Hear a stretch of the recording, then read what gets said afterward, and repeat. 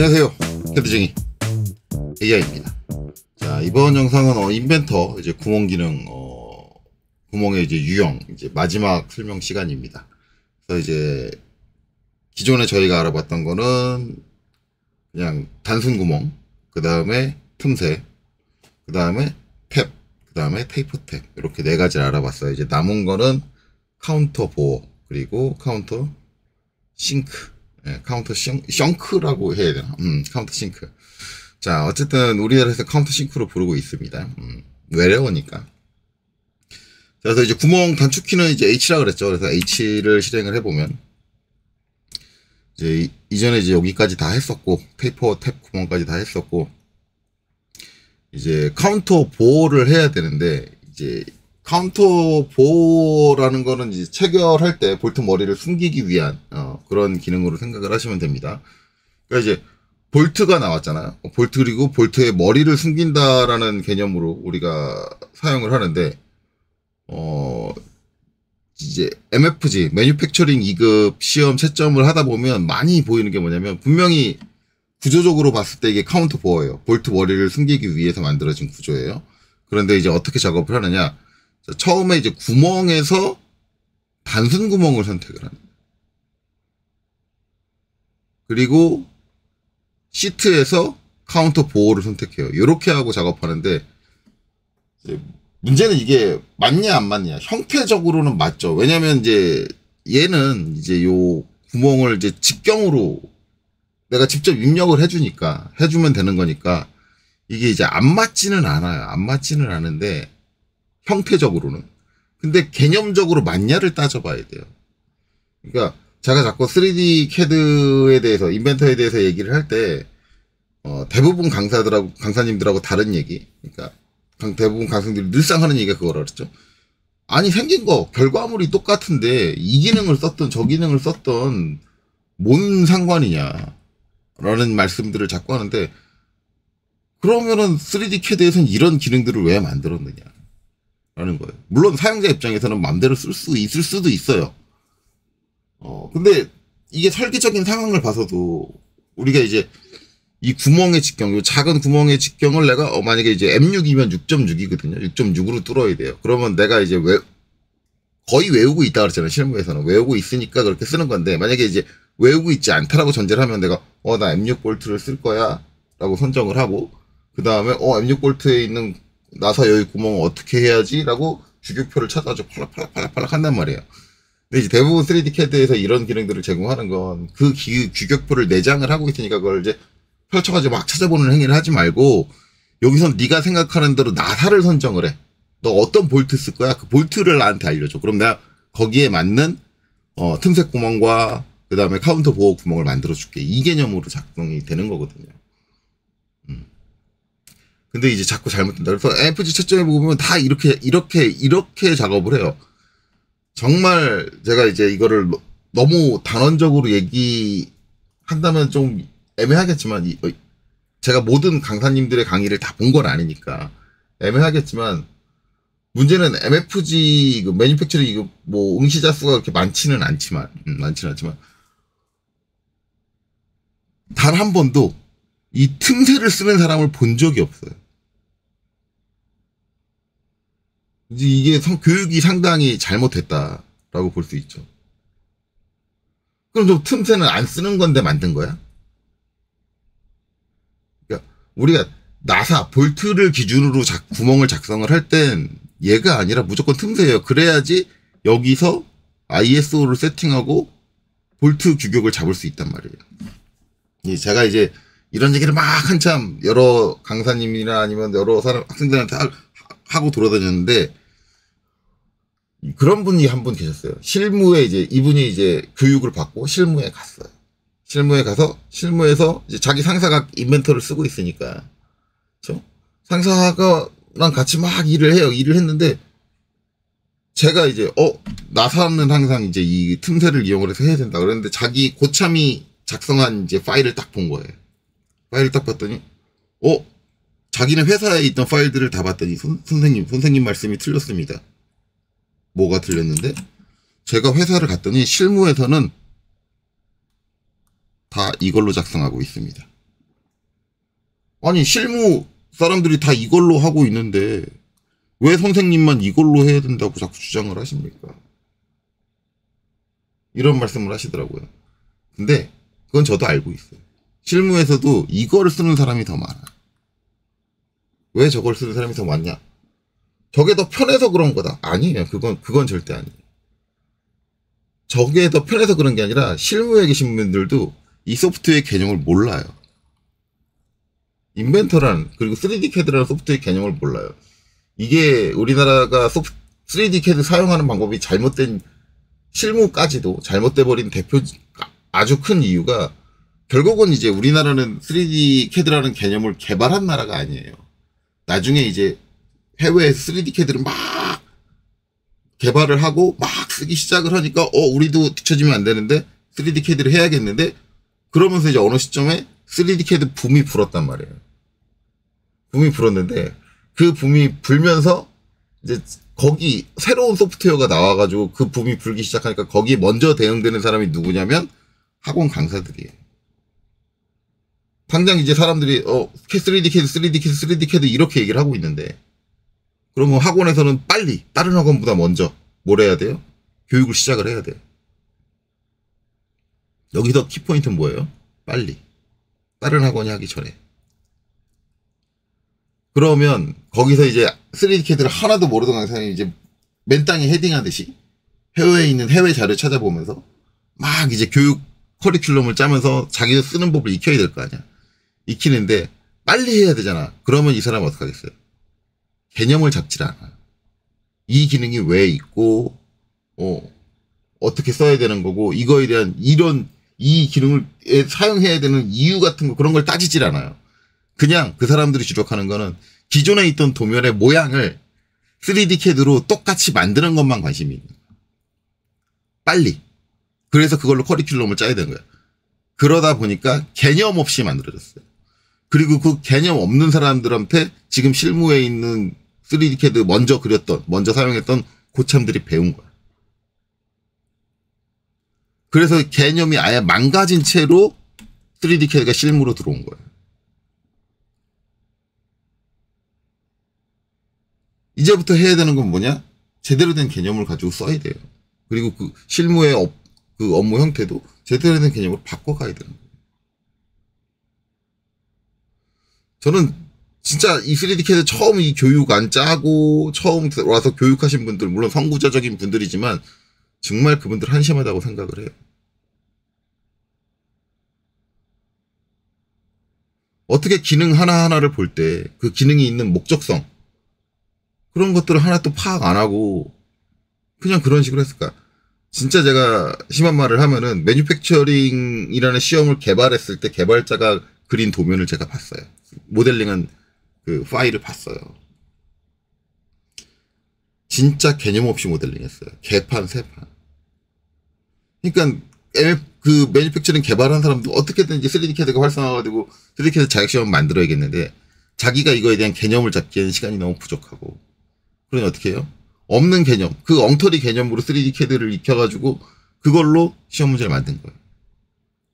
다행히 매뉴팩처라는 시험 문제의 구성 자체는 좋아요.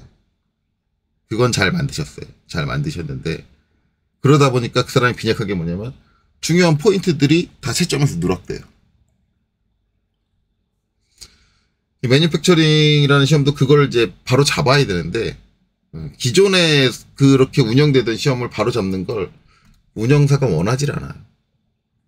어차피 그거 바로 잡아봤자 불합격자 만들어놔요. 합격률만 떨어지고. 근데 그런 이유로 그걸 바로 잡지 않는 게 맞나.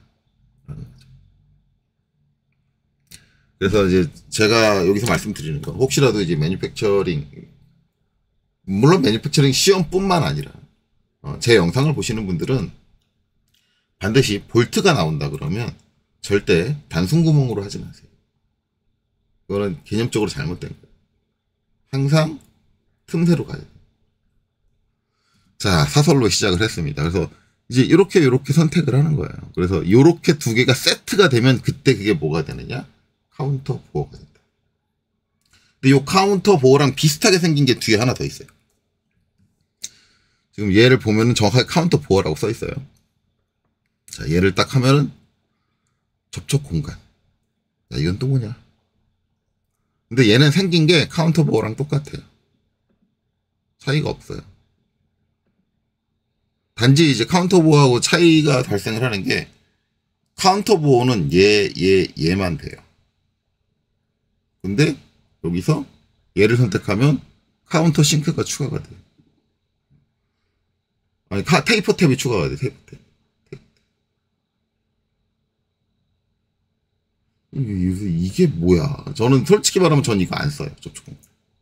솔직히 저 접촉 공간이 어떤 개념이 돼야 되느냐는 솔직히 잘 모르겠어요. 그리고 이제 일반적으로 카운터 보호를 하면은 나사의 형태에서 보면은 이렇게 헥스 헤드 캡, 육각머리죠. 육각머리, 그다음에 소켓 헤드 캡, 소켓 그러니까 육각 구멍 붙이, 육각 렌치가 들어가는 렌치 볼트라고 우리 실무에서는 많이 얘기하는데 그 두 가지로 나와요. 두 가지 나오고 또 하나 나오는 건 이제 슬로 치즈 헤드.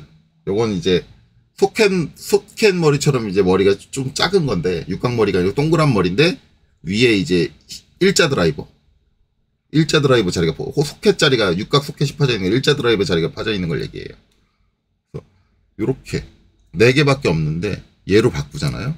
그러면 나사의 형태가 카운터 션크까지 들어가요. 이게 카운터 션크는 접시머리 볼트 얘기하는 거예요. 접시머리 볼트를 얘기를 하는데 접시머리 볼트가 왜 들어오지?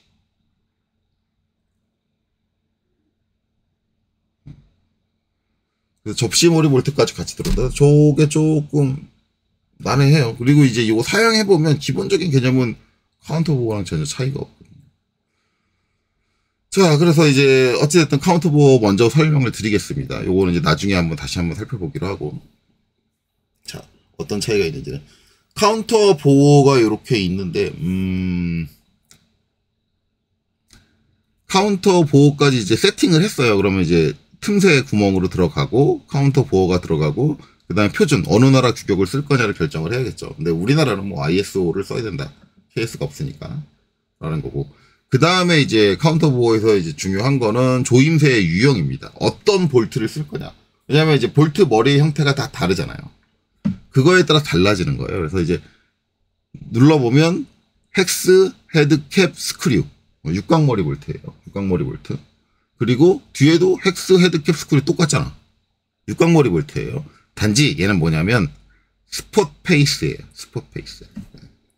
카운터 보호가 아니라 스폿 페이스예요. 스폿 페이스도 카운터 보호랑 형태는 같은데 개념은 달라요. 사용되는 개념. 스폿 페이스. 이걸 이제 실무에서 스폿 페이싱이라고도 얘기해요. 스폿 페이싱을 한다. 스폿 페이스가 있고, 그 다음에 이제 소켓 헤드 캡 스크류. 제가 얘기한 육각 렌치 볼트. 그 다음에 슬로치즈 헤드 캡 스크류. 이렇게 있어요. 근데 요걸 이제 말로만 이렇게 들으면 지금 뭔 소리 하는 거야? 라고 하실 수 있으니까 제가 이제 미리 자료를 만들었어요. 그래서 카운터 보호의 종류. 딱 이렇게 만들어놨죠. 자, 육각머리 볼트. 이제 외부의 형상이 육각형으로 생긴 볼트를 우리가 일반적으로 육각머리 볼트라고 합니다. 네, 이게 이제 여기 있는 게 같은 나사 사이즈. 이게 M6으로 했거든요. M6에 육각머리 볼트를 썼을 때. 그리고 요거는 M6에 육각머리 볼트인데, 육각머리 볼트 똑같은데 스폿 페이스예요. 스폿 페이스. 자, 그리고 얘는 뭐예요? 얘는 육각 소켓, 육각형으로 소켓이 뚫려 있다. 그래서 육각 소켓 머리 볼트. 이걸 우리나라 KS 규격에서는 육각 구멍 붙이 볼트 이렇게 표현을 해요. 그래서 아마 최근에 개정된 자격시험용 그 공단 규격이 있죠. 거기서도 그렇게 써 있을 거예요. 근데 이게 실무에서는 이거를 그렇게 얘기 안 하고 육각 렌치를 쓴다고 해서 렌치 볼트라고 그냥 간단하게 얘기해요. 실무에서는. 그래서 여러분들 실무에서 렌치 볼트 갖고 와! 그러면 이거 알아들어야 됩니다. 렌치 볼트. 그리고 이제 아까 얘기했던 치즈머리 볼트가 이제 요거예요. 이제 일반적으로 렌치 홈이 파지려면 렌치가 좀 깊이가 깊어야 되니까 머리 높이가 높아요. 근데 그걸 좀 짧게 쓰고 싶다. 동그란 머리를 쓰는데 짧게 쓰고 싶다. 라고 할 때, 두께가 좀 얇아야 된다라고 할 때 저렇게 일자 드라이버로 들어가는 저런 형태를 사용하는데 저걸 이제 왜 치즈머리라고 하는지는 모르겠는데 영어로는 이제 치즈라고 돼 있죠. 예. 치즈처럼 동그란 치즈처럼 생겨서 그렇게 얘기하는 것 같아요.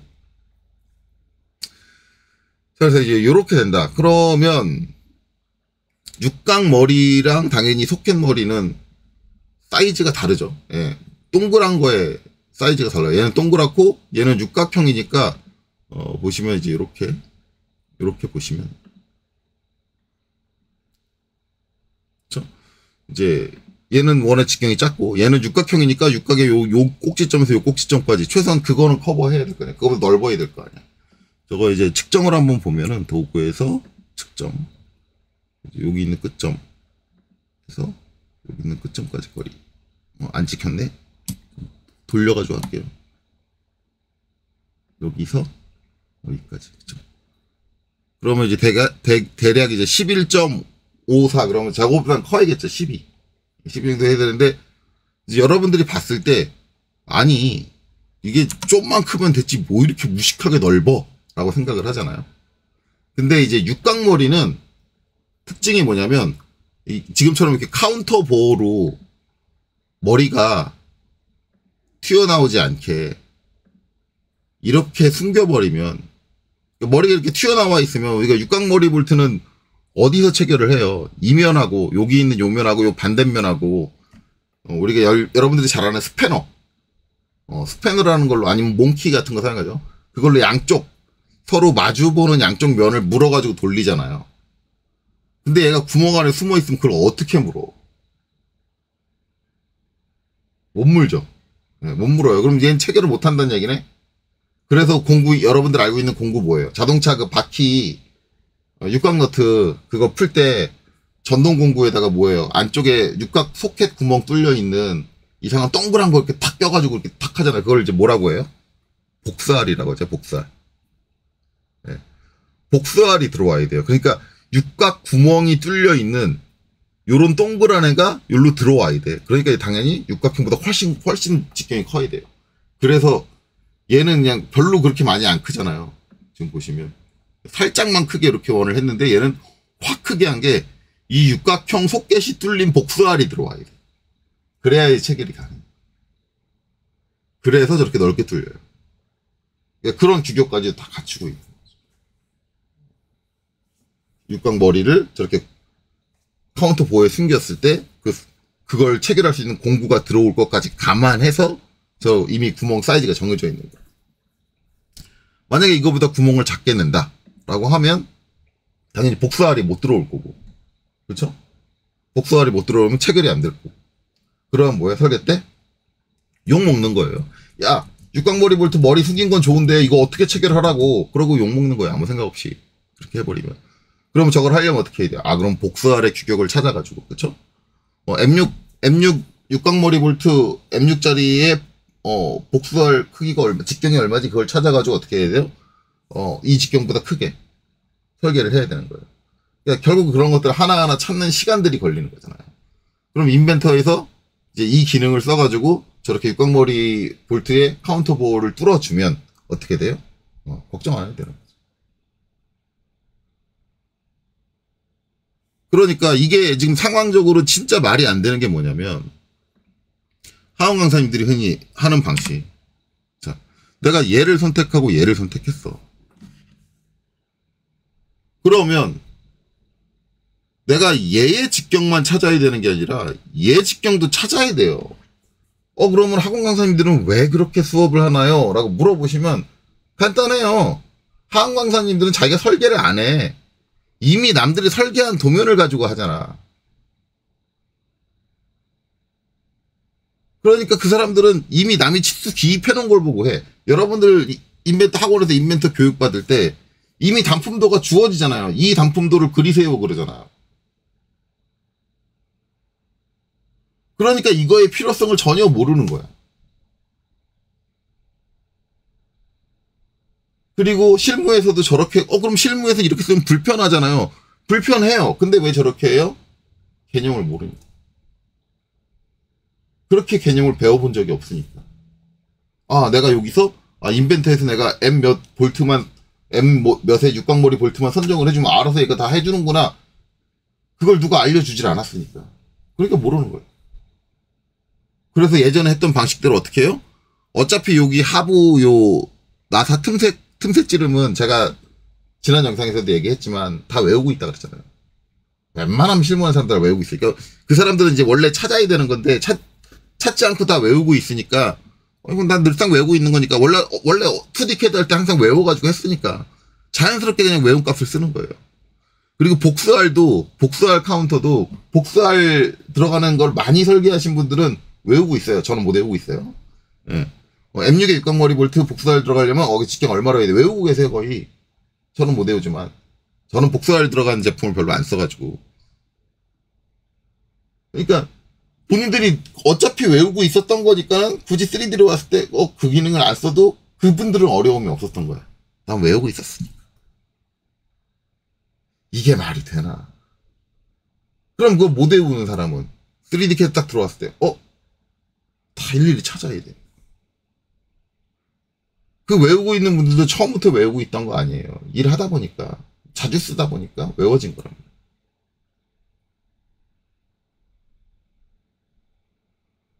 그럼 3D 캐드는 그걸 안 외우고 있어도 얘를 틈새로 놓으면 내가 여기서 ISO 선택해주고 나 헥사에서 캡 스크류 이거 할게. 그 다음에 여기서 나 M6짜리 할 거야. 선택을 한단 말이야. 그리고 얘는 카운터 보호니까 볼트가 들어가는 길이니까 절대 이걸 쓸 일이 없다 그랬죠. 지난 영상에 얘기했지만 거리를 쓸 일이 없어요. 볼트가 뚫고 나와야 될 거 아니야. 카운터 보호잖아. 볼트 머리 들어간다며. 볼트가 들어가는데 이게 중간에 막혀 있으면 어쩔 건데. 이거는 말이 안 되는 상황. 얘는 원래 솔직히 제가 이 소프트웨어를 만들었으면 여기서 이거 했으면 이건 죽였을 거예요. 안 되게 그냥 죽였을 거예요. 의미가 없어요. 무조건 관통 아니면 다음이. 그죠? 관통 두고. 그쵸? 그리고 나면 여기 세팅되는 게 기본값이에요. 원래 이걸 안 바꿔요. 바꿀 필요가 없는 거예요. 자기 이제 생각하고 조금 안 맞는 부분이 있다 그러면 바꾸기는 하는데 일반적으로는 안 바꿔요. 일반적으로 여기서 가장 많이 바꾸는 게 요거예요. 깊이 값은 조금 인벤터가 갖고 있는 규격들이 좀 과하다기보다는 원래 인벤터가 갖고 있는 규격이 예전에 정의돼 있던 그 IS 규격에 있는 내용이 맞기는 해요.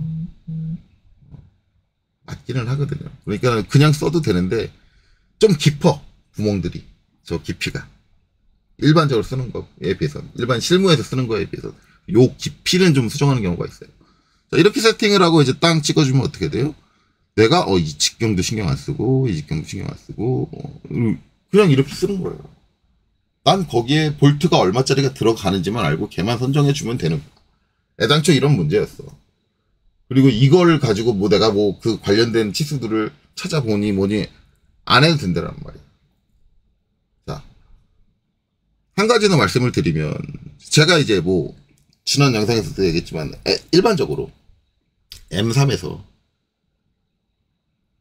M12 대략적으로 M12까지는 외우고 있다. 그렇잖아요.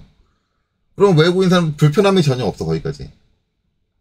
그런데 항상 그걸 쓰는 건 아니잖아요. 간혹 가다가 저도 설계를 해보지만 간혹 가다 한 번은 갑자기 M24짜리 볼트를 써야 돼. M24짜리 카운터 보호를 설계를 해야 돼. M24의 육각머리 볼트야. 근데 카운터 보호를 써야 돼. 라는 상황들이 나온단 말이에요. 그러면 그건 안 외우고 있잖아. 못 외우고 있잖아. 그러면 그때는 현장에서 많이 해본 사람들도 결국은 어떻게 해야 돼? 규격표를 뒤져도 찾아야 돼. 근데 지금 실무에서 그렇게 개념을 잘못 배우신 분들은 다 그걸 그렇게 뒤적뒤적 찾아가지고 다 일일이 입력을 하고 계세요. 왜? 그냥 여기서 그냥 얘를 M24로 바꾸면 되는 거거든. 네. 바꾸면 끝나는 문제예요. 그냥 이렇게. 그러면 그 규격에 맞게 다 나와. 여기서 자기의 특수한 사항을 좀 적용을 해서 바꿔줄 수는 있겠죠. 이제 맞춤이 표준이 아니라 좀 타이트하게 간다. 꽂기는 이다. 그럼 여기 아래 직경 바뀌겠지. 다른 직경 안 바뀌어요. 꽂기를 하면. 표준하면 그 아래 직경만 바뀌는 거야. 좀 타이트하게 가야지. 그러면 20으로 바뀌잖아. 좀 헐겁게 가야지. 28로 바뀌잖아. 이렇게 쓰는 거다. 제 영상 보시는 분들한테 제가 꼭 말씀드리는 거지만 제발 카운터 보호를 할 때 이거 카운터 보호하고 그 다음에 이걸 다 일일이 입력하는 이런 무식한 행위는 절대 하지 마세요. 이거는 진짜 무식한 거예요. 이러면 안 돼요. 그리고 혹시라도 지금 잘못 가르치고 계신 강사님이 이걸 보신다고 하면 절대 이러지 마세요. 그러면은 이제 여기서 이제 학생들한테 제가 질문 받는 거는 그런 거예요. 선생님이 말씀하시는 건 뭔지 알겠는데 저희는요 이제 어떤 걸 그리기 위해서 대부분 학생들은 도면을 보고 그리잖아요. 도면이 제시가 되잖아요. 시험 문제를 보든 뭘 보든 도면이 제시되잖아요.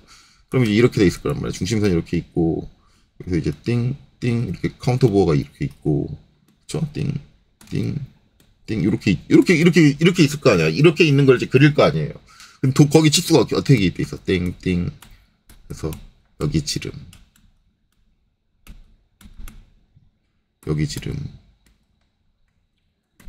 이렇게 줘 있잖아요. 그리고 여기 깊이값이 써 있어. 실제로 연습할 때 연습하는 도면들을 보면 이렇게 돼 있잖아요. 선생님 저희는 이걸 보는데 이걸 보고 얘가 볼트가 몇 짜리인지 내가 어떻게 합니까? 왜냐면 여기 만약에 M6이다 그러면 여기 이렇게 써 있을 거 아니야. 파이 6.6. 학생이 하는 얘기예요. 파이 6.6 써 있어요. 근데 저게 M6 볼트인지 내가 어떻게 알아요? 그래서 제가 뭐라고 해요? 외워라.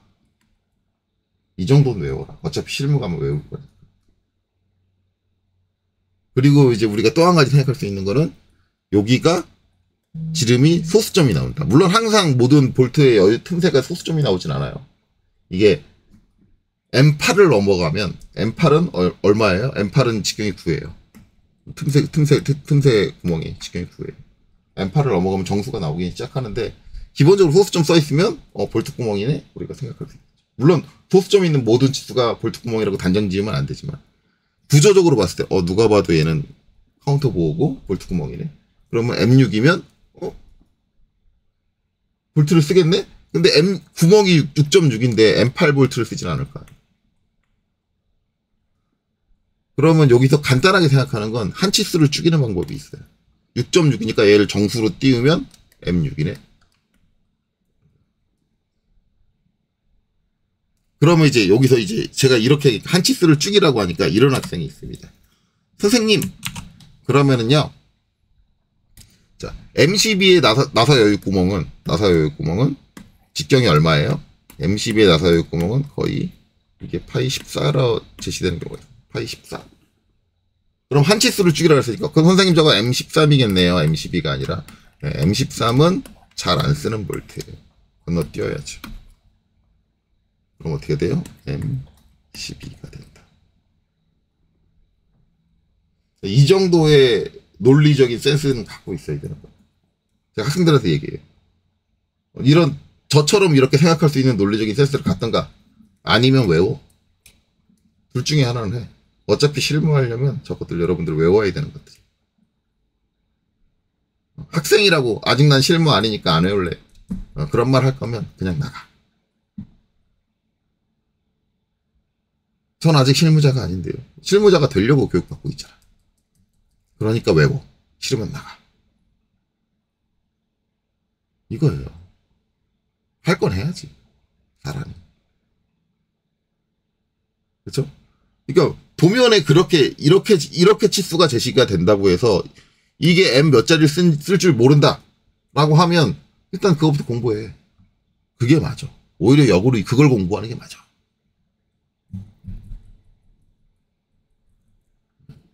그래서 절대 그러지 마셔라 라고 얘기를 합니다.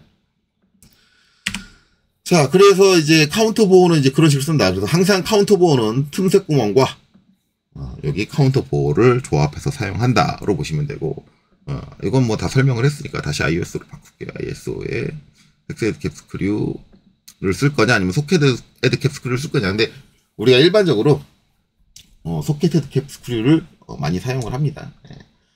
저 소켓 헤드 스크류를 쓰느냐 텍스트 헤드 캡 스크류를 쓰느냐는 이제 직경에서 심한 차이가 나니까 여러분들이 이제 보시면 돼요.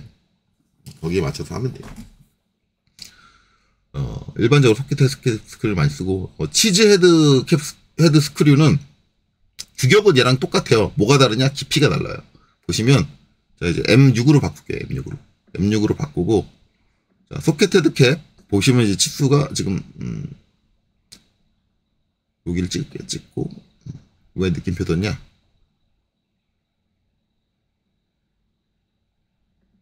관통으로 놓고, 이거 깊이로 돼 있다 보니까 깊이가 좀 작게 돼 있었네요.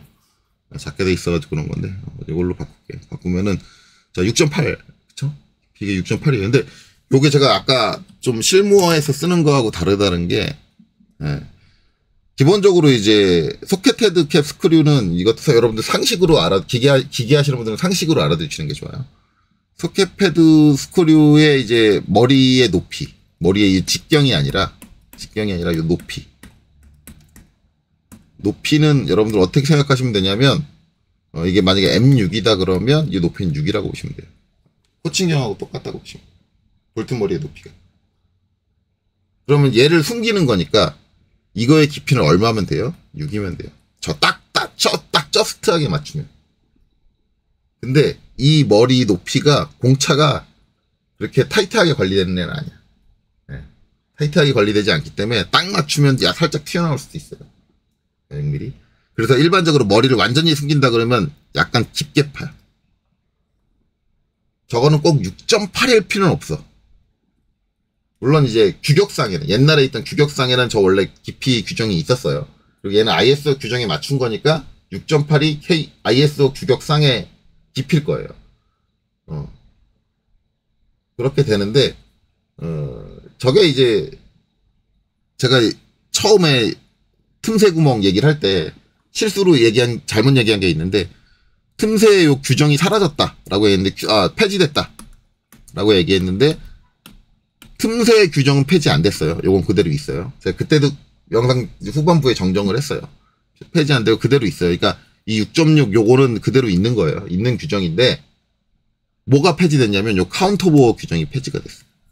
그래서 저게 폐지됐는데 그러면 그렇게 안 쓰는 거 아니냐, 마음대로 막 해도 되는 거 아니냐라고 얘기를 하는데 폐지된 이유는 이제 너무 널리 퍼져가지고 알아서들 잘 하니까 더 이상 관리 안 하는 것뿐이에요. 그래서 저게 폐지됐다고 해도 실무에서는 그 규정에 맞춰서 거의 대부분 하고 있기는 해요. 근데 이제 이게 보시면 규정에 꼭 맞추지는 않아도 돼요. 규정에 꼭 맞추지 않아도 되는 게 이제 얘가 11이잖아요. 11 지금. 그러면 얘보다 작으면 문제가 되겠지만 솔직히 얘보다 0점 몇 작은 거는 문제 안 돼요. 이 11도 여유를 가지고 있는 애예요. 볼트 머리보다. 아마 한 1mm 정도 여유를 가지고 있을 거예요. 1mm 정도 여유를 갖고 있고, 얘보다 커서 12가 돼도 문제 없을 거고, 13이 돼도 문제가 없을 거예요. 그냥 틈새가 볼트 머리랑 틈새가 좀 많이 벌어진다 뿐이지. 예. 그게 이제, 난 그런 걸 원해. 그러면 그렇게 할 수도 있는 거예요. 그러니까 이제 저거를 어떤 규격으로 딱 정하는 게 무의미해졌다. 시대가. 옛날에는 그거에 대한 지식들이 없으니까는 웬만하면 지켜라라는 식으로 그렇게 했는데 규정을 이제 잡아가지고 이제 유지시켜 줬었는데 이제 더 이상 그럴 필요는 없다. 이제 업체들이 저거에 대한 내용들은 다 알고 굳이 내가 이제 이래라 감나라 배나라 아는데도 알아서 잘한다. 그런 개념으로 폐지가 된 거야. 네, 그렇기 때문에 이제 깊이도 이제 6mm보다 깊으면 되는 거고 꼭 6.8을 지켜야 되는 게 아닌데 일반적으로 저걸 이제 설계자들 계산할 때 어떻게 하냐면 높이가 6인 건 설계자들이 외우고 있다 그랬잖아요. 호칭형하고 같다라는 건 그럼 곱하기 0.1을 해요. 더하기 6 곱하기 0.1을 해요. 10%를 더 붙여주는 거라서 일반적으로 6.6을 써요.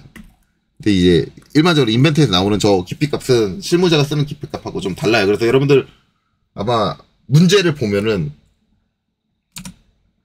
이 카운터 보호 기능을 딱 하면은 여러분들 그러니까 문제가 이제 예제들을 보면은 위 직경 맞고 아래 직경 맞는데 꼭 얘만 안 맞을 거야. 그런 경우가 대다수일 거예요. 그런 이유가 이제 그런 식으로 우리나라가 설계를 해왔기 때문에 그런 문제가 발생을 한다. 그러면 여기서 이제 질문을 하실 분들이 계시죠. 전설능력 기능사 하시는 분들이 저는 그냥 요 카운터 보호 가지고 이 기능을 써가지고 얘를 6.8로 하면 감점되는 건가요? 아니요. 저걸 감점 안 됩니다. 그냥 하셔도 돼요. 우리나라에서 통상적으로 6.6을 쓴다 라고 하더라도 저걸 6.8로 해서 감점한다 라고 볼 수 없습니다. 왜냐면 이미 저 카운터 보호에 대한 규격은 폐지된 상태고, 그 다음에 시험 볼 때 보는 공당 규격에서도 그거에 대한 얘기는 없습니다.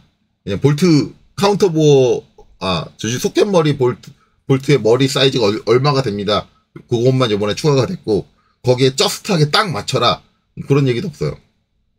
카운터 보호도 제가 카운터 보호 쪽 설명한 거 보시면 아시겠지만, 머리를 무조건 다 숨기는 게 있고, 전혀 안 튀어나오게 더 깊게 파는 게 있고, 머리가 위로 살짝 0. 몇 미리 튀어나오게 하는 구조도 있어요. 그것도 원래 규격에 있었어요. 머리 튀어나오게 하는 거. 왜냐면 그게 살짝 튀어나오면 좋은 점이 뭐냐면, 볼트를 뺄 때 위에 살짝 걸어줄 수 있는 손톱이라든가 이런 거 걸 수 있는 그런 경우가 생기기 때문에, 볼트 빼기 쉽게 하기 위해서 원래 카운터 보호에서 머리를 살짝 튀어나오게 해주는 경우도 있습니다. 완전히 밀착 안 돼도 되는 경우에는, 숨지 않아도 되는 경우에는. 그거는 상황에 따라 달라지는 거기 때문에 저 깊이를 가지고 크게 뭐라고 할 수는 없다. 감점을 한다거나, 물론 이제 무식하게 막 너무 깊게 파가지고 막 밑에 살이 안 남게 그렇게 해버리면 그땐 감점이겠지. 그래서 이제 이 카운터 보호라는 게 나왔잖아요. 그러면 이제 솔직히 말하면, 제가 이제 이 카운터 보호 세팅하는 법은 지금 알려드렸잖아요. 그러면 이거 세팅하는 법은 그렇게 어려운 게 아니에요. 그쵸? 어려운 게 아니야. 문제는 이제 여기에 관련된 제반적인 규정들이나 지금 돌아가고 있는 시스템이나 제가 지금 설명하는 거의 대부분 이런 것들을 여러분들이 제대로 알고 있느냐가 중요한 거지. 그런 걸 모르는 상태에서는 인벤터라는 소프트웨어는 쓸 수 없는 거예요. 왜? 그런 것들에 특화된 기능들이 존재를 하기 때문에. 항상 기계 설계 기술과 매칭이 돼서 인벤터는 교육이 돼야 돼요. 제가 저는 인벤터만 배우려고 했는데 제가 그런 걸 왜 배워야 하나요? 그렇죠. 그런 얘기는 이제 할 수 없는 거죠. 해서는 안 되는 거고. 그래서 이제 이렇게 해가지고 세팅 다 하고 그냥 확인 눌러주면 이렇게 뚫린다. 그렇죠? 자, 다시 H 해가지고 이거를 이제 여기다가 뚫어주면, 그렇죠? 그냥 전체 관통으로 놓으면 이렇게 완전히 다 관통된다. 이거는 뭐 틈새 때 제가 보여드렸어요. 틈새 때. 그럼 이제 이 상태에서 난 요 위에만 뚫어야 되는데, 그럼 어떻게 해요? 위에만 뚫어야 돼. 그러면 여기서 틈새가 아니라 종료를 끝으로 딱 바꿔준 다음에 어디까지? 여기까지. 딱 이면을 지정을 해주면 아래쪽은 안 뚫리고 위에만 뚫린다. 그렇죠? 실제로 이제 이런 구조 같은 경우는 설계 때 많이 나와요. 이쪽에다 이렇게 카운터 보호를 내고, 그 다음에 요 반대쪽, 요 아래쪽에다 뭘 하냐면 H, 자, 탭으로 가서 지금 M6이었잖아요. ISO 매트릭 프로파일의 크기가 6, M6에 1피치 해가지고 여기서 관통 놓고, 카운터 보호는 시트는 없음으로 가야 됩니다. 없음으로 가고 축축축 해서 여기서 여기를 딱. 그리고 얘는 전체 깊이 완전히 다 나사를 낼 거고, 그 다음에 위치는 얘랑 여기 원을 딱 선택을 하면 위치가 딱 센터가 동심으로 딱 맞았죠. 이쪽에 있는 원. 이건 나중에 위치 정할 때 다시 한번 얘기할 거예요. 위치 확립할 때 이렇게 딱. 그래서 확인. 그래서 이제 어떻게 해요? 여기서 볼트가 들어오고, 그렇죠? 중간에 뭔가를 껴넣고, 그렇죠? 여기서 나사가 체결되고. 이런 구조도 많이 써요, 실무에. 그러려면 저 옵션들을 잘 제어할 줄 알아요.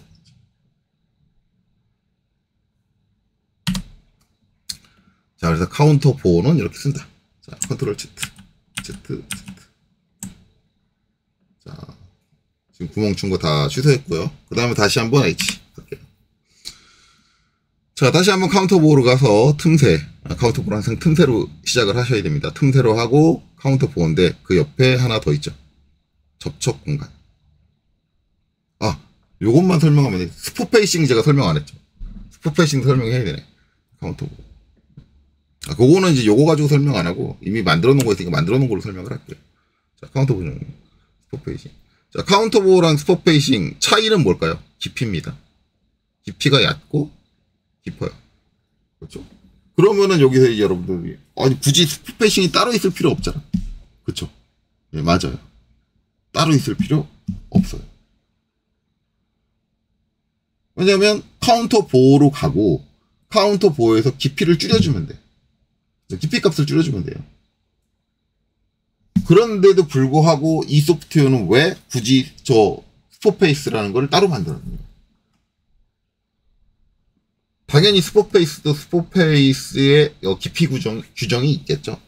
깊이 규정이 있으니까 기본적인 깊이 규정을 자동적으로 잡아준다라는 얘기입니다.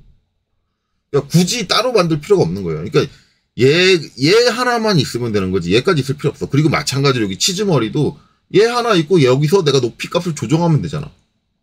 왜냐면 외경은 나머지 사이즈는 다 똑같아요. 직경들은 다 똑같단 말이야. 치즈머리가 따로 있을 필요가 뭐 있어. 높이 값만 내가 바꿔주면 되는 거 아니야? 바꿀 수 없는 것도 아닌데. 근데 왜 따로 있어? 그러니까 3D CAD는 각 상황이 있으면 이 상황에서 이거는 구분되는 상황이다라고 하면은 거기에 맞는 기능들을 다 별도로 갖고 있는 거예요. 그게 3D CAD의 개념이야. 그러면 그 개념에 맞춰서 사용하는 게 맞는 거 아니냐. 이래도 저래도 상관없고 결과가 똑같으니까 이래도 저래도 내 맘대로 쓸 거야. 그건 뭐예요? 결국 난 이 소프트웨어의 기능을 알고 싶지 않아요. 그런 사람이 계속적으로 소프트웨어를 사용하는 게 맞느냐? 저는 그게 아니라는 거죠. 그래서 저는 저보다 3D CAD 먼저 써온 선배님들한테도 많이 지적했어요. 그거 그렇게 하시면 안 된다. 근데 그분들은 늘상 하는 얘기 거죠. 내가 경력이 몇 년이고 당신 경력이 몇 년인 게 그게 중요해? 그 경력이 몇 년인 동안 당신은 왜 이렇게 생각 없이 소프트웨어를 써왔어? 물론 왜 생각 없이 써왔는지는 알아요. 일이 피곤하고 귀찮고 힘든데 이것저것 머리 쓰기 싫지. 그건 나도 실무해봐서 이해를 해. 그래도 연구는 하고 노력은 해야지. 그렇다 해도 그런 자세가 올바른 건 아니지. 항상 해요. 내가 경력이 당신보다 10년이 더 많은데 말이야. 당신이 지금 나한테 소프트웨어의 개념을 지금 지적을 하는 거야? 근데 개념 없이 쓰고 있는 거 맞잖아. 지금 10년 동안 도대체 나보다 10년 선배면 나보다 나은 게 있어야 될 거 아니야. 10년 더 오래됐으면 무조건 나보다 나은 사람이야, 당신이.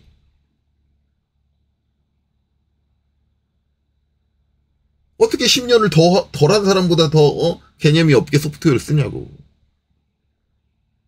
그래 놓고 나한테 자기 그 10년 경력을 대우해달라 그러면 또 10년 동안 놀았잖니. 내가 어떻게 대우해주니. 실제로 설계 실무했을 때 이런 얘기 되게 많이 들었어요. 제 위에 고참들한테. 자기 경력이 몇 년이고. 그럼 제가 늘상 그래요. 그 경력 동안 뭐 하셨습니까?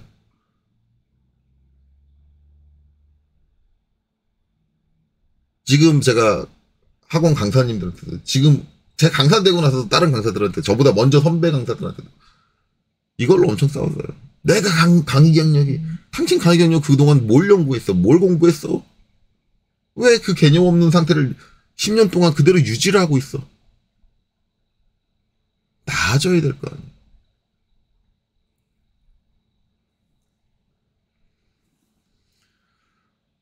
자, 카운터 보호는 정확하게 목적이 볼트의 머리를 숨기는 겁니다. 치즈머리 볼트는 볼트의 머리 높이가 낮다 보니까는 그 깊이가 다른 거예요. 근데 스포페이싱은 뭔가 이상하죠. 이건 볼트 머리를 숨긴 거야, 만 거야? 그쵸? 이제 솔직히 저 스포페이싱의 개념을 이제 우리가 이해를 하려면 여러분들이 뭘 알아야 되냐? 주물의 표면을 알아야 돼요. 주물의 표면. 인터넷으로 검색해서 주물 표면이 어떻게 생겼는지 한번 찾아보세요. 주물 표면은 지금 우리가 지금 3D 여기 화면에서 보고 있는 것처럼 이 표면이 이렇게 맨질맨질하지 않습니다. 그냥 주사라는 게 이제 모래잖아요. 모래 알갱이를 이용해서 겉의 형상을 잡기 때문에 알갱이들이 다 티가 나게 우둘두둘 되게 거칠어요. 이게 손으로 만져봐야지만 느끼는 게 아니라 눈으로 딱 봐도 오돌도돌한 그 파져 있는 그 곰보 같은 형상들이 미세한 곰보 같은 형상들이 다 보여요. 그러면 이 불안정한 표면을 볼트 머리가 누르는 좌면, 이게 볼트 머리가 눌러주는 걸 이제 볼트 머리가 눌러주는 좌면이라고 얘기를 하는데, 그 좌면으로 쓰기에는 너무 면 상태가 안 좋은 거야. 근데 우리가 주물로 제작을 할 때는 그 표면 전체를 가공해서 매끄럽게 만들기에는 비용적으로 너무 낭비야. 그래서 그 표면을 주물로 만드는 거거든. 그 비용을 절감하기 위해서. 그런데 볼트 머리가 닿는 부분은 맨질맨질해야 돼. 부분적으로 맨질맨질해야 돼. 그러니까 전체를 맨질맨질하게 하려면 가공비가 너무 들어. 그러니까 볼트 머리가 닿는 데만 맨질맨질하게 하고 싶어. 그게 바로 스포 페이스입니다. 면의 상태가 좋지 않은 부분에서 스폿 일부 지역을 얘기해요.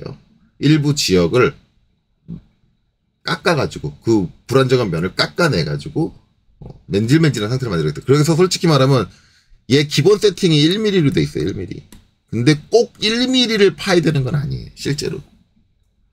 그 불안정한 면이 사라질 정도로만 스포 페이싱의 개념은 불안정한 면이 사라질 정도로만 면을 까주면 된다.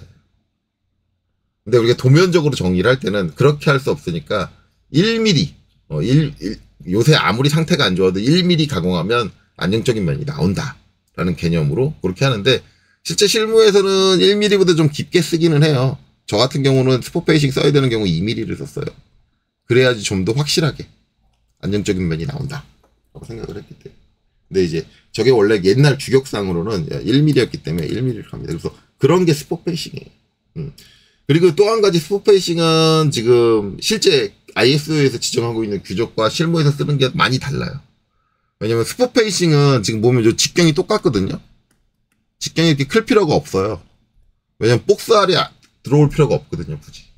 복스알을 써야 된다 그러면 저렇게 해야 되는데 스포 페이싱은 1mm만 살짝 여기 밑에 1mm만 까이고 그 위가 남아있잖아요. 위가 남아있기 때문에 그냥 스패너로 조인다고 하면은 아까 얘기했듯이 요 육각의 직경이 11점 얼마였잖아요. 그러면 한 12mm로 12파이짜리 구멍으로 스포 페이싱을 내도 상관이 없습니다. 왜냐면 어차피 스패너를 물어줄 수 있는 좌면이 나오기 때문에 육각머리의 좌면이 나오기 때문에 요런 개념에 따라서 스포 페이싱은 좀 규격대로 쓰기보단 변형이 많이 돼서 사용돼요. 그래서 저것도 규격을 찾아보는 게 솔직히 말하면 무의미하죠. 그래서 저 같은 경우는 실무에서 스포 페이싱 쓸 때 3D에서 할 때는 요렇게 하고 직경을 제가 죽여요. 직경도 죽이고 깊이도 조정을 하고 한 번씩. 그거는 이제 내 상황에 맞게 어차피 그건 규격표를 찾아봐야 되는 게 아니니까 내가 원하는 상황에 맞게 내가 좀 변경을 해서 사용을 한다. 그래서 그게 스포 페이싱 개념입니다. 어쨌든 저런 것들이 다 세세하게 다 종류별로 분류가 돼 있다라는 건 우리가 이제 그 분류가 돼 있는 게 3D CAD의 특징이다. 그러면 왜 분류돼 있는가? 그 상황에 맞게 그 기능들을 사용을 하라고 분류가 돼 있는 거죠. 그러면 사용하는 사용자도 그 기능에 어느 정도는 맞춰줄 필요가 있다. 저는 솔직히 말하면 특히 이제 저 볼트라든가 이쪽 체결 쪽에서는 3D CAD가 갖고 있는 기능의 특성에 맞춰서 사용하는 게 가장 올바른 사용 방법이라고 생각을 합니다. 그리고 이제 만약에 그렇게 사용하지 않았다고 하면 그걸 지적하고 감점할 필요 있다. 그래서 솔직히 말하면 좀 MFG에서 저 카운터 보호 할 때 틈새 구멍을 안 쓰면 전부 다 감점을 해야 된다라고 생각을 하고 있어요. 물론 이제 제가 이렇게 주장을 한다고 해서 받아들여지진 않지만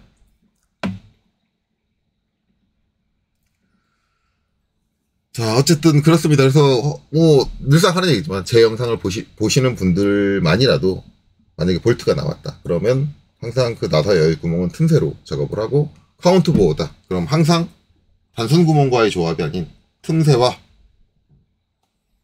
카운터 보호의 조합으로 사용을 해라 라는 거고 그 다음에 그 다음 거 카운터 보호가 똑같이 생긴 요거 요건 저 모르겠어요. 접촉 공간 모르겠어요. 이제 여기 이제 저는 이제 이 접촉 공간을 처음 봤을 때 요거 봤을 때 이게 그림이 이제 좀 저기 잘 안 보였을 때 좀 이렇게 돼 있잖아요. 이렇게 돼 있고 이렇게 돼 있고 이렇게 돼 있어요.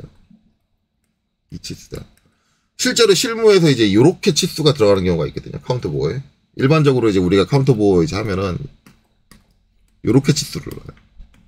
이걸 안 넣고 이렇게 넣는 경우가 있어요. 그래서 저는 저게 이 상황이구나. 아, 하부에서구나. 이게 저게 저렇게 들어가 있는 게 뭐냐면 카운터 보호가 이렇게 돼 있는 면에 카운터 보호가 나요. 그러면 이걸 줄 수 있잖아요. 이렇게. 근데 카운터 보호가 어떻게 날 때가 있냐면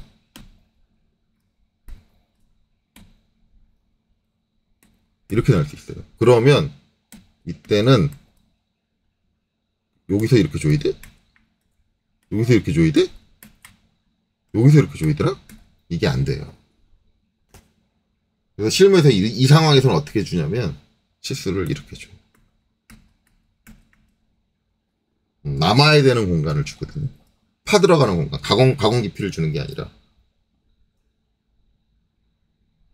원래 원칙적으로는 가공이 이렇게 들어오니까 이 깊이를 주는 게 맞아요. 이게 원론인데 이 상황은 그게 안 돼요.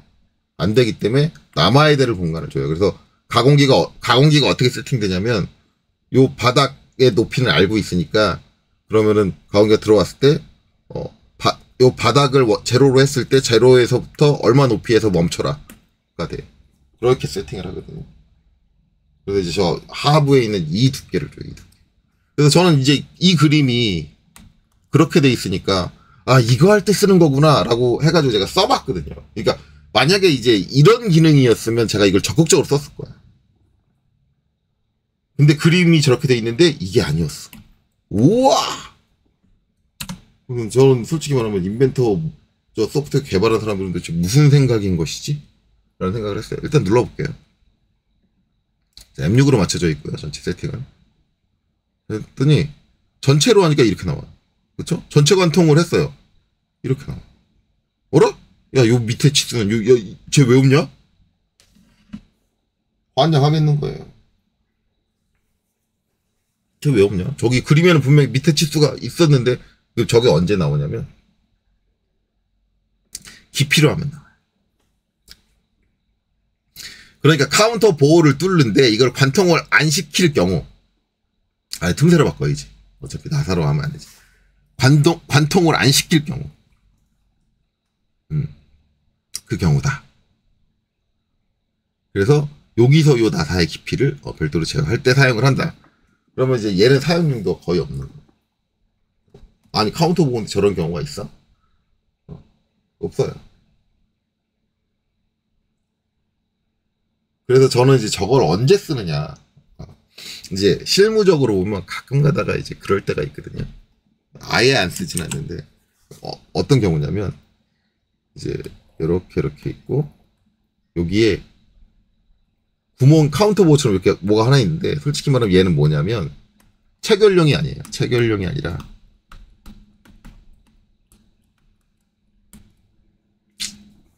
정확히 말하면 기구적인 구멍이에요. 기구적. 그리고 나서 여기에 꽂혀요. 뭐가 하나. 기구적인 거니까 기구가 꽂히겠죠. 꽂히고 여기서 요 위쪽에서 얘한테 카운터 보어가 이렇게 있고 요쪽에서 볼트가 들어와가지고 요 안쪽에 탭이 나는 경우가 있어요. 나사. 얘가 더 크게 넓게 그려주면 안 되는데 어쨌든 이런 경우가 있어요. 그러면은 나사 깊이를 어디서부터 재야 돼요? 여기서부터 제어를 해야 되잖아. 나사 깊이를. 그렇죠? 우리가. 그래서 이때 요거 위에 구멍이 기구적인 구멍이긴 한데 이걸로 같이 뚫어주는 경우가 있어요. 이거는 매뉴팩처링 MFG 2급에도 이제 그런 문제가 나와요. 그렇게 돼 있는 구조적인 부분들이 나오거든요. 저건 제가 그때 다시 설명을 드릴 거예요. MFG 2급 문제 제가 시험 문제 풀이 들어가면은 그때 설명을 드리긴 할 건데 그때 써요. 그때. 이제 얘는 솔직히 말하면은 저거를 틈새 구멍하고 조합해 쓰는 건 아니에요. 왜냐면 틈새 구멍이라는 건 항상 볼트가 관통해야 되는 구멍이니까. 네, 그건 아니고 얘는 이제 한 단이 있고 그 다음에 나사가 이렇게 뚫린다. 이때 요 나사의 깊이를 재어주는 거. 전체 깊이는 빼야겠죠. 네, 그러면 그게 한 단 밑에서부터 들어오죠. 나사 깊이는 이렇게 재어야 되는 게 맞아요. 한 단이 있고 한 단 밑에서부터 들어옵니다. 그럼 나사하고 이거 하면 안 되나요? 이거 하면 어떻게 되냐면 깊이가 요 위에서부터 들어오기 때문에 나사 깊이가 제어가 안 돼요. 내가 이걸 계산을 해야 돼. 6.8을 빼서 나사 깊이다. 라고 계산을 해야 돼. 그래서 그 상황에서는 이제 이게 맞다. 그런 상황에선 제가 저걸 쓰기는 해. 근데 그런 상황이 그렇게 많은 건 아니니까 사용용도가 그렇게 많지는 않다. 오히려 제가 아까 얘기한 카운터 보호인데 요 위에 머리 깊이를 주는 게 아니라 하부에 남는 부분의 깊이를 줄 수 있는 그 기능이 있어야 하지 않았을까. 그런 생각을 합니다. 근데 그 기능은 없더라고. 그래서 얘는 카운터 보호라고 할 수 없으니까 볼트에 대한 규정이 없어요. 아까도 말씀드렸지만 내가 요걸 한다 그래서 뭐 볼트 머리가 뭐 어떻게 된다 뭐 그런 내용들은 전혀 없습니다. 얘를 이렇게 놔도 볼트 종류가 다 나와요. 카운터 션크까지 나와요. 이거는 얘를 위한 게 아니라는 얘를 했을 때는 카운터 션크 아이고 얘를 선택을 했을 때는 카운터 션크가 안 나오죠. 접시머리 볼트가 안 나와요. 자, 그래서 이제 요렇게가 이제 카운터 보호입니다. 그 다음에 이제 카운터 싱크. 카운터 싱크도 마찬가지 볼트에 관련된 거니까 항상 틈새랑 연결돼서 이렇게 돼야 됩니다. 선택이 되었죠. 그러면 이제 보시면 ISO 똑같이 그다음에 볼트는 카운터 샹크만 나오죠. 접시머리 볼트만 나와요. 왜? 저거가 일반 볼트에 쓸 일이 없어요. 일반 볼트에 저게 나오면 그게 이상한 겁니다. 그게 되게 이상하고 이제 세 가지가 있는데 요거는 좀 밑에 걸 세팅하고 할게요. 좀 왠지 작으니까. 자, M6으로 똑같이 생각해요. 그렇죠? 그럼 이제 좀 커졌죠. 이렇게. 그리고 관통으로 놓을 겁니다. 마찬가지 관통이 아닐 이유가 없어. 이렇게 놓을 겁니다. 자, 그러면 이제 세 가지가 있어. 그러면 카운터 션크 플랫 헤드 스크류, 플랫 헤드 스크류고 카운터 션크 이걸 어떻게 해야 돼? 레이즈드 헤드 스크류. 그 다음에 카운터 션크 플랫 헤드 헥스 소켓 스크류. 이게 이제 카운터 션크의 이제 볼트 머리에 나 있는 이제 공구의 형상. 플랫 헤드 스크류는 아마 일자 드라이버. 그 다음에 레이즈 헤드 스크류는 십자 드라이버. 그 다음에 플랫 헤드 헥스 소켓은 우리 소켓머리 볼트, 아까 렌치 볼트라고 제가 말한 거 있죠. 예. 머리 구조는 접시머리인데 거기에 육각 렌치 구멍이 나 있는 게 있어요. 근데 이제 이게 플랫 헤드하고 레이즈드 헤드는 사이즈의 차이가 없습니다. 접시머리에 똑같아요, 사이즈가. 그래서 지금 밑에 사이즈 보시면 내가 M6으로 선택했을 때 요 테이퍼의 제일 상부의 길이가 직경이 12.6이에요. 각도는 항상 90도로 세팅되어 있죠. 일반적으로 접시머리 볼트의 기본 각도는 90도로 되어 있습니다. 90도. 그리고 두 번째, 카운터 션크 레이즈드 헤드 스크류로 딱 바꿔도 똑같습니다. 12.6에 16. 그러니까 이거는 똑같은 머리 크기에 십자를 냈느냐, 홈을 십자를 냈느냐, 일자를 냈느냐의 차이예요. 그러니까 머리 자체의 크기가 바뀌지 않기 때문에 똑같습니다. 그래서 이건 상관없어요. 대신에 플랫의 소켓 헤드 스크류는 이게 14.5로 바뀝니다. 직경이 커지죠. 왜 커져? 오히려 십자를 내는 것보다 그리고 일자를 내는 것보다 육각 렌치면 더 작지 않나요? 라고 하는데 깊이가 깊어요. 렌치는 앞서서도 얘기했지만 깊이가 깊어야 돼요. 그래서 앞에서 얘기했지만 이 접시머리가 아니더라도 일자로 파내. 얘는 깊이가 낮아요. 근데 소켓을 뚫어낸 깊이가 깊어요. 좀 더 이제 확대해서 볼까요? 이렇게. 얘는 이 정도 깊이. 단면을 쳐서 볼까요? 아예. 뷰에 가서 반단면도. 원점에서 이렇게. 단면을 쳐서 보면 그쵸, 얕죠.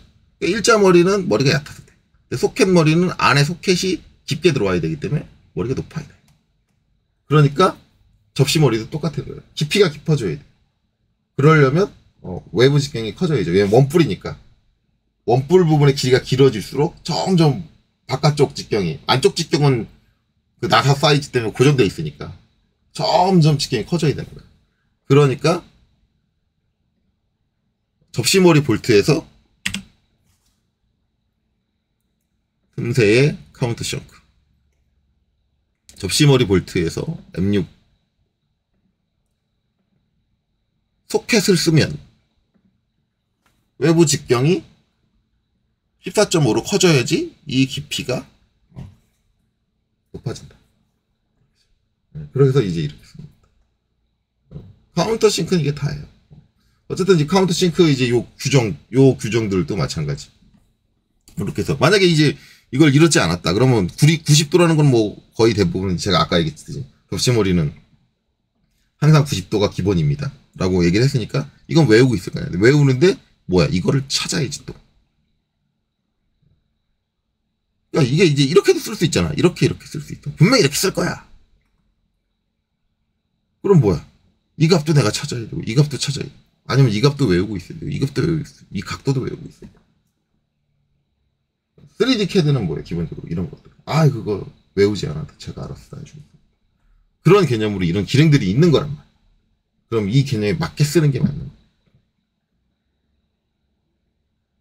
그래서 제발 카운터 보어든 카운터 싱크든 제발 이 단순 구멍하고 조합을 해가지고 쓰는 거는 잘못된 거예요. 대부분 강사님들이 저거 그게 왜 잘못된 거예요? 라고 얘기했겠지만 전 분명하게 말씀드릴게요. 그분들이 뭐라고 말씀하시든 이거는 잘못된 거예요. 그리고 진짜 제 마음대로 할 수 있다 그러면 모든 자격시험에서 이렇게 하는 행위들은 전부 다 감점으로 처리를 했으면 좋겠다. 강사님들 되게 싫어할 거예요. 저 개념을 내가 하나도 가르쳐야 되는데 물론 모든 강사님이 그렇다는 건 아닙니다. 제가 경험해본 대부분의 강사님들이 솔직히 말하면 그렇지 않은 강사님을 만난 적이 별로 없어가지고 제 경험이 안 좋은 걸 수도 있어요. 유독 제 경험이 안 좋은 걸 수도 있다. 자, 어찌됐든 그렇죠. 그래서 이제 이렇게 됐다. 그러면은 이제 카운터 보호, 카운터 싱크에 대한 형태에 대한 설명이 다 끝났으니까 이제 끝났냐? 한 가지 더 말씀드릴 게 있습니다. 한 가지 더 말씀드릴 걸 말씀드리기 위해선 추가로 또 그려야겠네요. 근데 지금 제가 그리는 거 예전에도 한번 그리는 걸 보신 적이 있을 거예요. 자, 이면을 선택을 하고 자, 스케치 작성을 눌러줄게요. 그리고 여기서 호를 하나 그릴게요. 3점으로 기억이 나시죠? 여기서 딱 여기에 붙여가지고 하나 찍고 여기서 대략 요 정도 와가지고 하나 찍고 저 여기서 각을 이렇게 펼치는데 땅 대충 찍고 그 다음에 여기서 접선 선택하고 그 다음에 얘하고 여기 있는 지금 투영된 선하고 잡아서 땅 접하는 상태를 만들게요. 만들고 그 다음에 선 여기 끝점에서 여기까지 딱 이어줄게요. 자, 지금도 요거는 좀 치수를 줘야겠다. 치수를 맞출게요. 치수를 여기서 이 점까지 거리는 맞출게요. 여기는 30 이렇게 맞추겠습니다. 준 김에 요것도 그냥 치수를 줄까? 대충 정하면 되니까 이것도 30으로 잡겠습니다. 그랬더니 저렇게 하면 저렇게 되지. 40으로 잡게 40. 좀 낮게 되게. 마무리. 돌출 2. 그 다음에 끝까지 해서 반대면 까지 이렇게. 물론 이제 방향을 바꾸고 관통으로 두셔도 됩니다. 전체로 하셔도 됩니다. 이렇게 할게요. 자, 요거 이제 언제 보셨나요? 전에 한번 이거 보셨죠?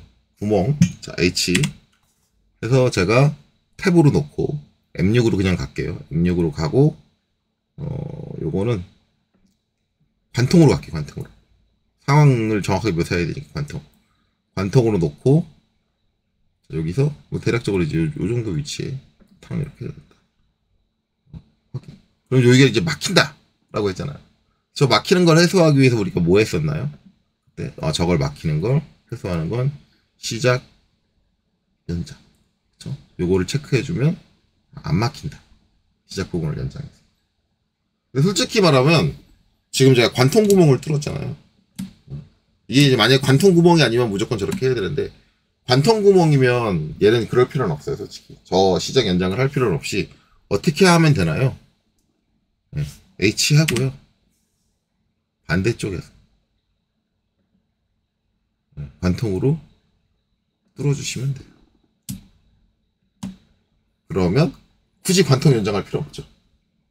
그래서 솔직히 지난번에 제가 탭할 때 제가 설명을 했는데 탭할 때는 저게 굳이 그렇게 해야 돼? 네. 관통인데? 물론 관통이 아닐 때는 해야 돼요. 그런데 실무에서는 거의 이런 상황이면 반대쪽에서 뚫습니다. 굳이 저 관통 연장 안 해. 그런데 저 관통 연장이 가장 필요한 건 누구냐? 카운터 보호랑 카운터 싱크예요. 왜냐? 안 보여드려도 이해하시는 분들 벌써 이해하시면 되실 거예요.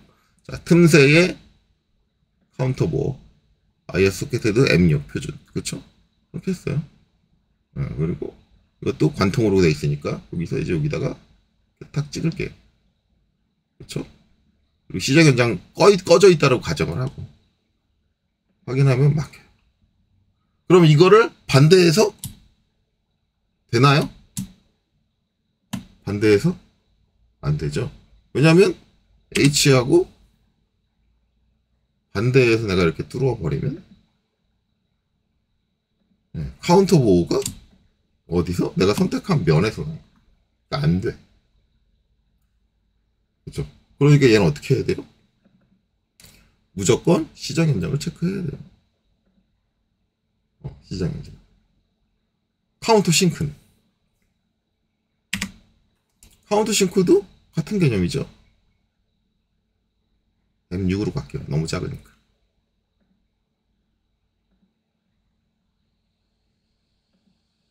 시작 연장을 끄면 이렇게 되죠. 마찬가지로 내가 찍은 면에서 카운터 싱크가 들어가니까 반대로 볼까요? 카운터 싱크는 또 이제 요 위로 연장되면 요 경사가 계속 이어져야 되잖아요. 요 위쪽은 더 직경이 커져야 될 거 아니야. 근데 그걸 내가 다 계산해서 해야 되나? 그러면 결국 뭐 측면에서 그려가지고 회전으로 저 구멍을 파야겠네? 이런 생각을 할 텐데 그냥 구멍 기능을 잘 알고 있으면 더블 클릭 막혔네 시작했네 하면 알아서 이렇게 올려주죠. 근데 이제 얘는 경사를 쭉 타고 올라가진 않아요.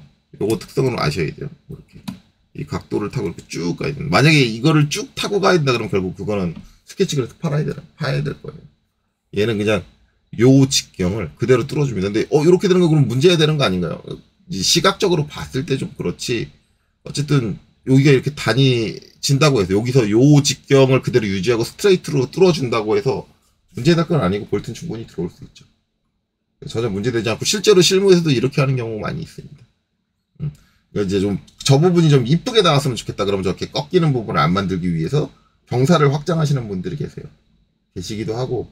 근데 공구적으로 생각을 하면 어차피 공구가 이제 이 직경에 맞춰서 공구가 들어올 거기 때문에 이렇게 가공되는 게 맞기도 해요.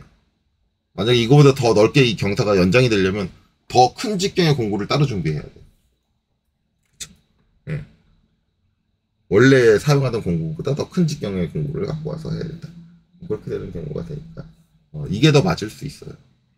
이 경사가 좀 연장되는 것까지 좀 처리를 해줬으면 좀 좋겠는데 그건 안 된다 라는 것까지는 이해를 해야죠. 뭐 이런 것들은 프로그램의 소프트웨어의 특징이니까. 자, 이렇게 해서 이제 우리가 저 구멍이라는 기능을 통해서 표현할 수 있는 구멍의 유형들에 대해서 제가 설명을 드렸습니다. 무려 3개 강좌를 이용을 해서 총 6가지 종류, 스포페이스까지 하면 7가지죠. 7가지 종류. 그렇게 설명을 드렸고, 제가 이거를 설명을 드린 가장 중요한 이유는 그겁니다. 상황과 목적과 그리고 소프트웨어가 가지고 있는 개념에 맞게 부합되게 소프트웨어를 사용하는 게 올바르게 사용하는 것이다. 제가 인벤터 요 강좌 준비하면서 가장 중요하게 생각했던 거는 거의 대부분의 강사님들이 말씀하시는 결과만 똑같으면 다 똑같은 거야. 아무렇게나 해도 돼. 그거는 절대 아니다. 아무렇게나 해도 되는 게 아니고 그 개념에 맞게 하셔야 돼요. 그게 중요해요. 물론 실무에서도 아무렇게나 하는데요. 그분들도 그렇게 아무렇게나 배웠기 때문에 그래요. 좀 더 목적에 맞게 합리적으로. 그리고 제가 하는 행위가 실무적으로 방해가 되느냐? 아니에요. 저는 실무에서 실제로 이렇게 했어요. 모든 기능들을 그 목적과 거기에 맞게 사용을 했어요. 오히려 그쪽이 더 효율적이에요. 절대 이게 뭐 실무에서 방해가 된다. 대부분 이제 실무에서 아니 그거 그렇게 쓰려면 이렇게 해야 되고 저렇게 복잡해서 그거 시간 오래 걸려가지고 못 써요 이렇게 핑계를 대시는 분들이 계신데 그분들은 그게 아니라 그거에 익숙해지지가 않아져 있으니까 그 익숙해지지 않은 동안 자기가 잘 컨트롤하지 못하는 자기 능력 때문에 업무 효율이 떨어진 건데 그거를 소프트웨어를 이렇게 쓰니까는 업무 효율이 떨어지는 거예로 비약을 하는 거예요. 네가 아직 능력이 안 돼서 업무 효율이 떨어진 거야를 그걸 인정하기 싫은 거야.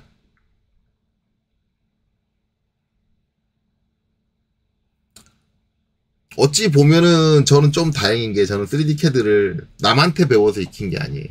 누군가 강사한테 배워서 익힌 게 아니라 그냥 순수하게 기능 하나하나를 탐구해 가면서 익혔어요. 아, 이 기능은 왜 있지? 저 기능은 왜 있지? 그래서 저는 다행스럽게도 기존에 사용했던 사람들의 잘못된 습관들, 그것들을 물려받지 않은 것 같아요. 아마도 어떻게 보면 저도 이제 제가 뭐라고 하는 실무에 계신 그분들처럼 학원에 가서 기존에 있던 강사님들한테 배우거나 그랬으면은 저도 똑같이 되지 않았을까. 그렇기 때문에 교육이라는 게 상당히 중요한 것 같아요. 그리고 그렇기 때문에 교육하시는 강사님들은 뭐 하나 기능 하나를 알더라도 제대로 된 원리와 개념을 명확하게 알고 학생들한테 그걸 설명할 때도 그 제대로 된 원리와 개념을 설명을 해 주셔야 된다고 생각을 합니다. 그만큼 교육이 중요해요. 전체적인 흐름과 판도 자체를 교육이 바꿔버릴 수도 있거든요. 자, 그래서 이번 영상 여기까지 하고요. 다음 영상에서는 이제 제가 막 이 볼트의 위치를 막 아무렇게나 막 배치를 했잖아요. 이제 우리 그러면 안 되죠. 우린 도면 그리는 사람이니까 정확한 위치에다 어떻게 제어를 하고 어떻게 내려놓을 거냐. 그게 아마 이제 이 구멍 기능의 마지막이 될 것 같아요. 그래서 그렇게 진행을 하도록 하겠습니다. 자, 이번 영상 여기까지 보시느라 수고 많으셨습니다.